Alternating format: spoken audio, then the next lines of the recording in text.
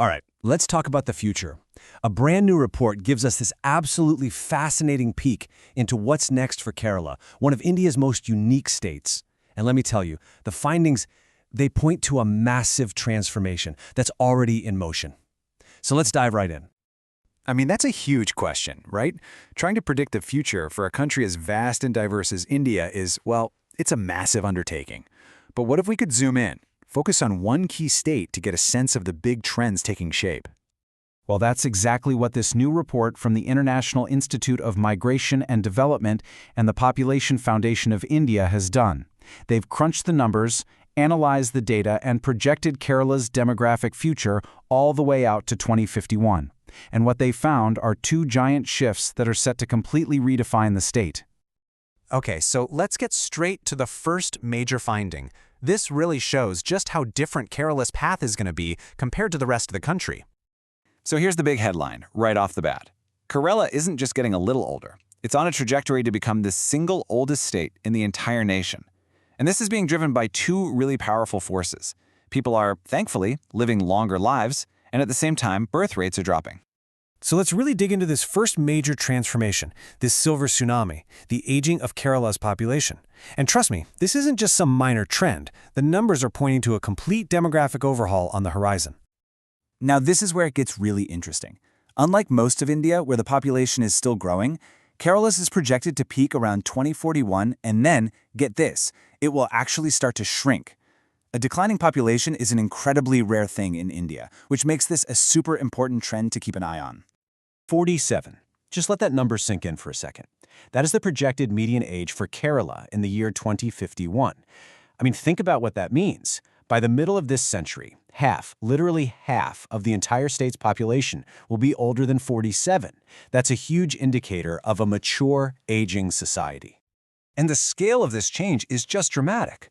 In 2026, we're looking at about 18.6% of the population being over 60.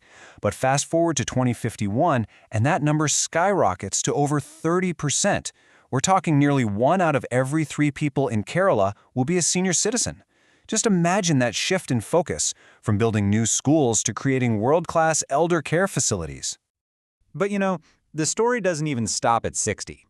The report also zooms in on what they call the oldest old. We're talking about people who are 80 and above. This group is a really key way to understand just how advanced population aging is and what kind of specific support systems are going to be needed down the road. And yep, you guessed it, Kerala leads the nation here too. By 2051, it's projected to have the highest concentration of citizens over 80 in all of India, at 6.4%. That's significantly ahead of the next oldest state, Tamil Nadu.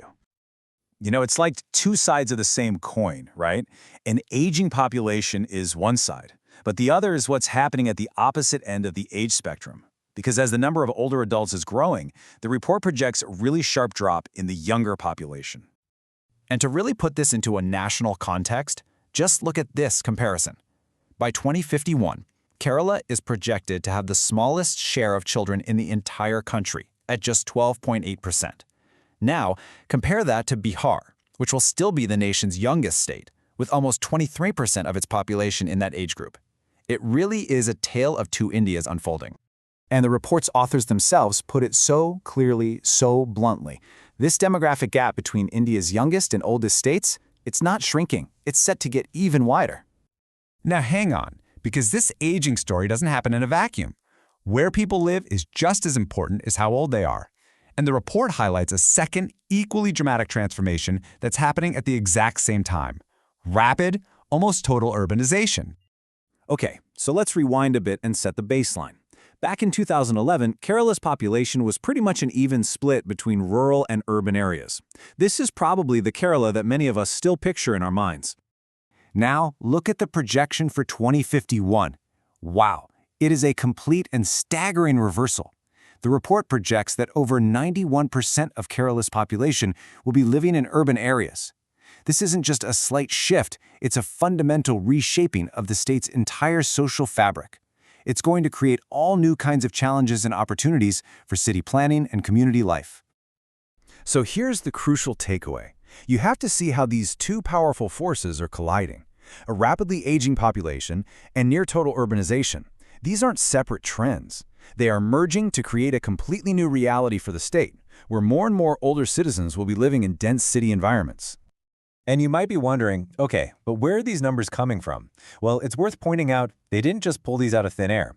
The researchers used a really solid methodology and all the official data sources you'd expect, the census, the NFHS, the SRS.